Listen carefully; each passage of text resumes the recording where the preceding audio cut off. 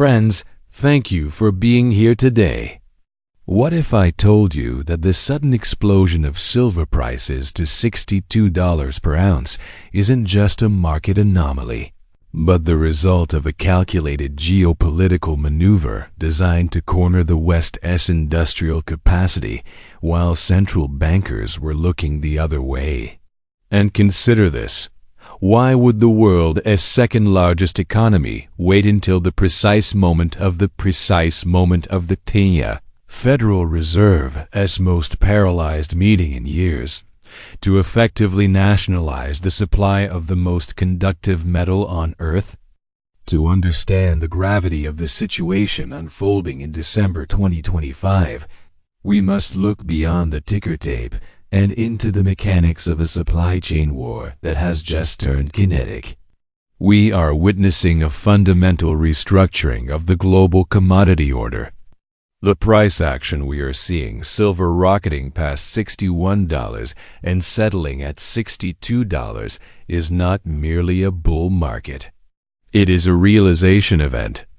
For decades, the West has enjoyed cheap commodities secured by paper derivatives, but that era ended on December 9th. As we stand here amidst the chaos of a market in vertical ascent, we need to dissect exactly how China drained its own stockpiles to lay a trap for the West, why the Federal Reserve is powerless to stop it, and why $62 is merely the opening bid in a negotiation for industrial survival. Let's begin by looking squarely at the market flashpoint we witnessed in December 2025, which will likely be recorded in financial history textbooks as the day the silver market finally broke free from its paper chains. When silver crossed $61 per ounce, marking a new all-time record, it sent waves of jubilation through the precious metals community. Investors who had held through years of stagnation saw gains year-to-date ranging between 92% and 102%, a staggering return that dwarfed equities and bonds. However, while retail investors celebrated, a quiet panic began to set in among industrial manufacturers and supply chain managers across the Western world. This price movement is distinct from the speculative frenzies of the past because of what analysts are calling Phase 1 pricing. The current valuation reflects only the market's initial recognition that physical silver is in short supply. It has not yet priced in the catastrophic supply shock that is scheduled to hit on January 1, 2026. The market is currently reacting to a symptom, not the disease. The disease is a total decoupling of the paper markets, the futures and derivatives traded on the COMEX and LBM, from the physical reality of deliverable metal. The most flashing warning sign of this decoupling is the state of backwardation. In a healthy commodities market, future contracts are typically more expensive than the spot price to account for storage, insurance, and interest costs. This is known as contango. However, in late 2025, the silver market flipped into severe backwardation. Traders and industrial users are now willing to pay significantly more for silver they can take delivery of today than for a promise of silver delivered 6 months from now. This is a classic signal of acute physical shortage. It means the market does not trust that the metal will be available in the future. Furthermore, the premium structure has broken. While the spot price screams higher, the premiums required to actually secure physical metal have widened aggressively. Reports from London indicate that spot prices are trading at $2.50 or more over COMEX futures contracts.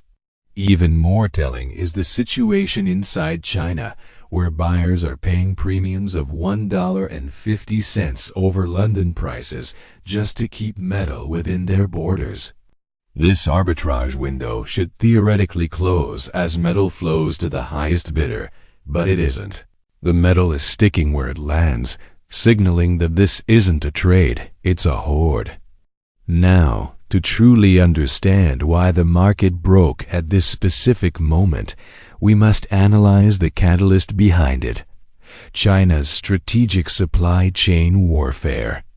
China has executed a brilliant, two-phase strategic plan reminiscent of Sun Tzu. Mask your strength with weakness, then strike when the enemy is unprepared. The first phase acted as the bait. In October 2025, market watchers were baffled by a sudden flood of Chinese silver entering the global market. China exported a record-shattering 660 tons of silver in a single month, the highest volume in the country's export history. At the time, Western analysts interpreted this as a sign of weak domestic demand in China or a need to raise cash. This massive influx of supply hit the Western markets and temporarily crushed lease rates, which had been spiking earlier in the year. Lease rates dropped from a terrified 30% annualized down to a calm 5 to 6%. Western traders relaxed, and the squeeze appeared to be over. In reality, this was a feint. By flooding the market, China drained its own domestic inventories to create an illusion of abundance in the West. It induced complacency among American and European manufacturers who paused their panic buying, believing the crisis had passed. With Western inventories low and complacency high, the trap then snapped shut with Phase 2. China's Ministry of Commerce announced a sweeping new export control regime effective January 1, 2026. The mechanism is sophisticated.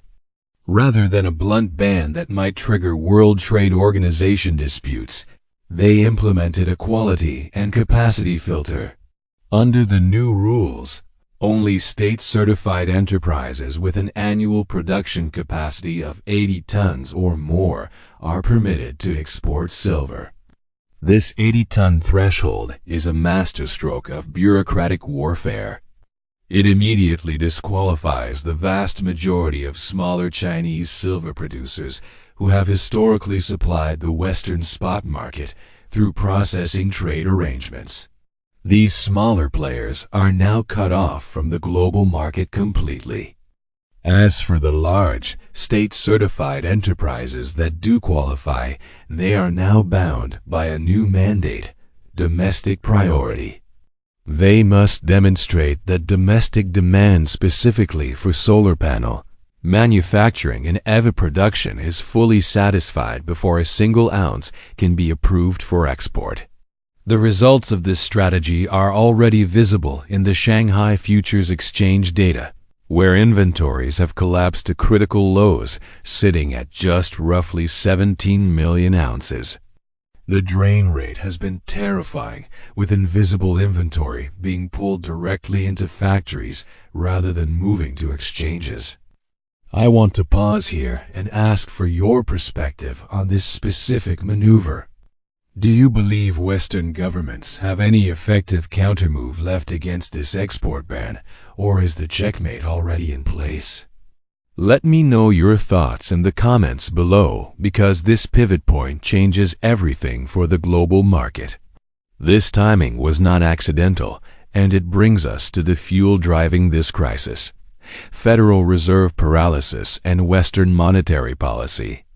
The announcement of these export restrictions and the subsequent drain of liquidity coincided precisely with the Federal Reserve's December 10, 2025 meeting, a meeting characterized by historic internal division and policy paralysis.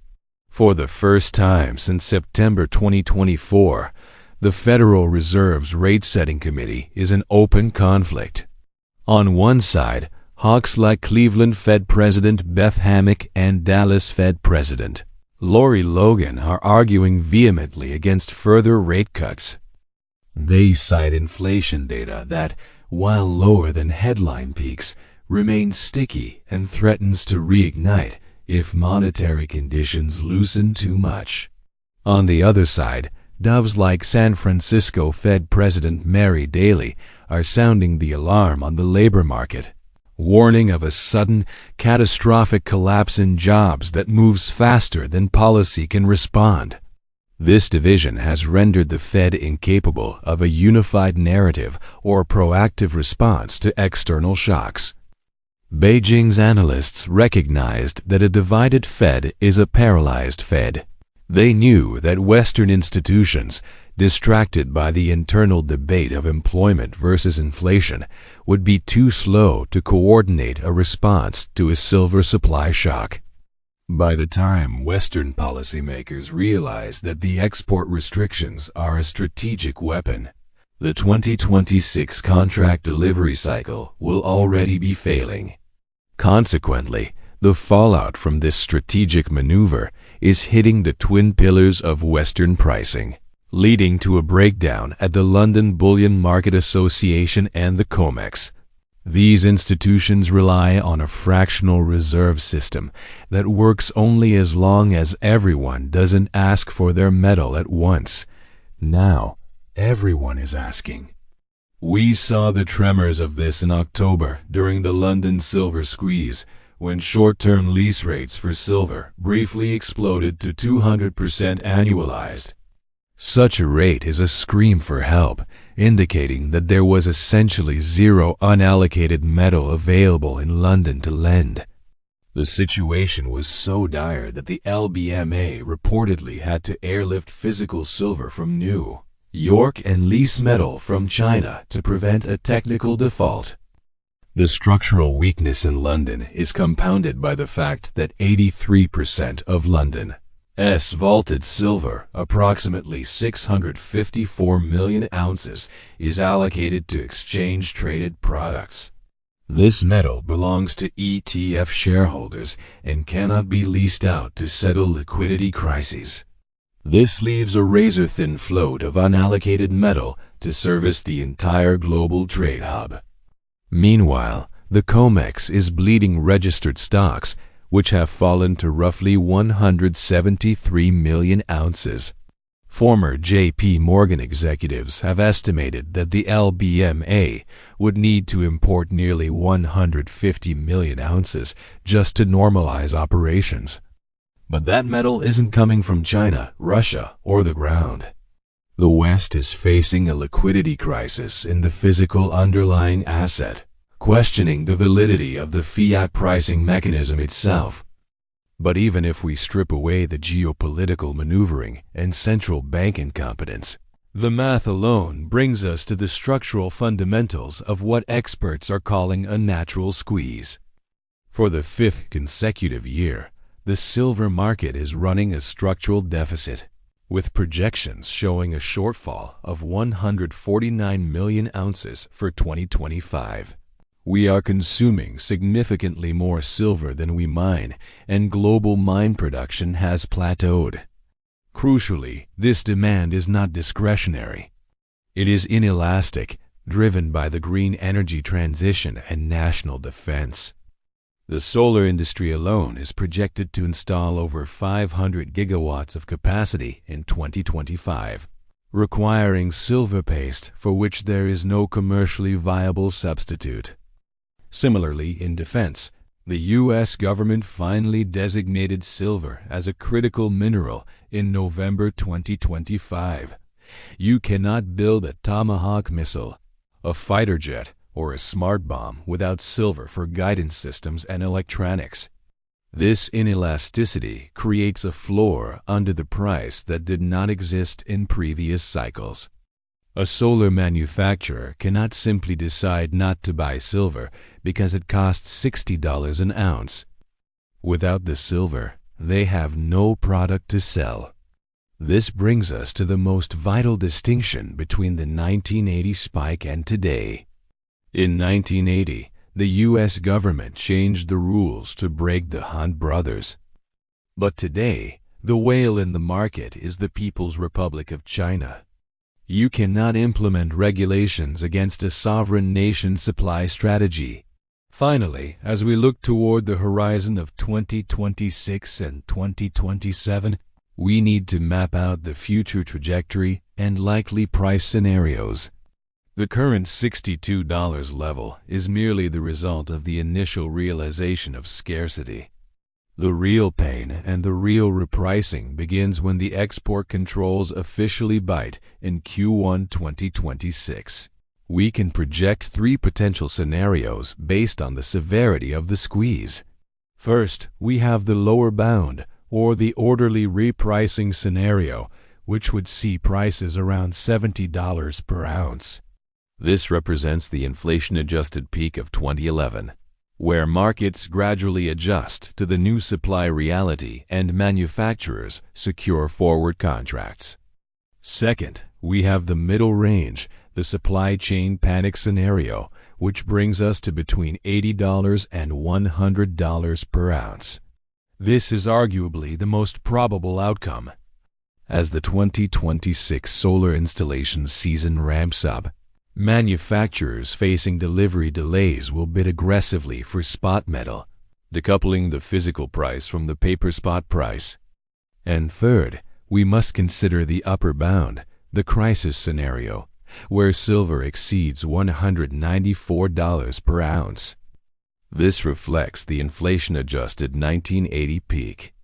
If industrial users begin declaring force majeure and governments step in to secure metal for national security, the price becomes irrelevant. This brings us to a critical, often overlooked dimension of this crisis, the systemic rupture of the paper promise and the great wealth transfer currently underway. We must pause to consider the implications of what happens when the derivatives market, the very mechanism the West uses to set prices, fails to deliver the physical goods it claims to represent. You see, the Western financial system is built on the concept of unallocated accounts and fractional reserve banking, where for every ounce of physical silver in a vault, there may be hundreds of paper claims traded against it. In normal times, this system provides liquidity and efficiency. But in a true shortage, it becomes a trapdoor. When the music stops, as it is stopping now, the holders of paper silver, be it in unallocated pool accounts, certain ETFs, or futures contracts, will discover the fine print in their user agreements. That fine print contains a force majeure clause or a provision for cash settlement. This means that when the COMEX or the LBM cannot source the 150 million ounces they desperately need, they will not give you metal. They will give you fiat currency. They will deposit dollars into your account at the last traded price, effectively closing your position. You will get your money back, but you will not get the silver.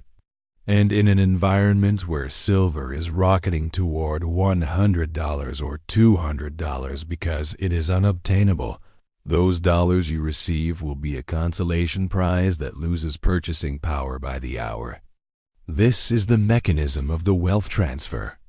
The entities that physically possess the metal, the Chinese state-owned enterprises, the Indian vaults, and the prudent individual stackers will hold the asset that is revaluing.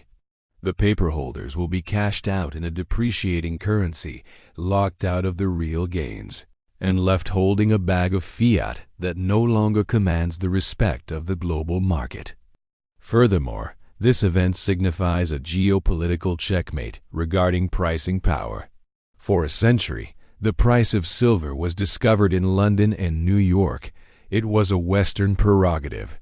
But with the drain of the Shanghai vaults and the implementation of strict export controls, the center of gravity has violently shifted east. If China refuses to export and instead consumes its entire domestic production, and if India continues to import at record paces, the price set in London becomes irrelevant if no metal moves at that price.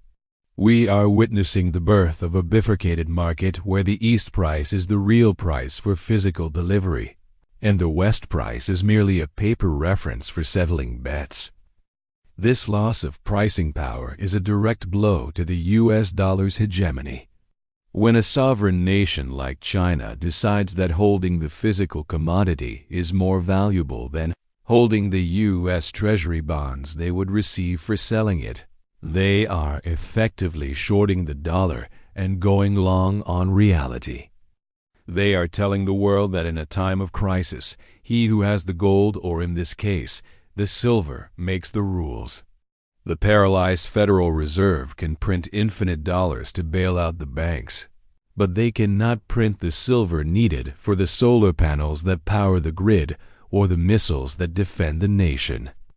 Therefore, for the individual investor and the supply chain manager alike, the distinction between ownership and exposure has never been more lethal. Exposure means you have a claim on silver that is subject to counterparty risk. Ownership means you hold the title and the metal, free of encumbrances. As we move into the chaotic waters of 2026, the institutions that promised you safety will prioritize their own survival. They will freeze withdrawals, they will cash settle contracts, and they will hide behind regulatory shields. The only safety lies in possession. This isn't alarmism. It is the historical precedent of every major currency and commodity crisis in the last century. The window to convert paper promises into physical reality is closing as fast as the Shanghai inventories are draining. The system is designed to protect the house, not the player. And right now, the house is on fire. If you are finding this analysis helpful in navigating these turbulent markets, please hit the like button and make sure you are subscribed to the channel. We will be tracking this situation closely as it develops, and you do not want to be the last to know. The trajectory is clear. We are witnessing the end of the era of abundant cheap silver. The $62 price tag is not a ceiling. It is a signal flare. China has looked at the math, looked at the Fed's indecision, and decided to secure its industrial future.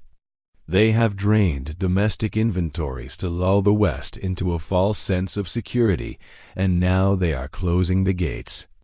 The West is left holding paper contracts in a world that suddenly demands physical metal. The Fed is fighting yesterday as war against inflation, while the supply chain war of tomorrow is already being lost.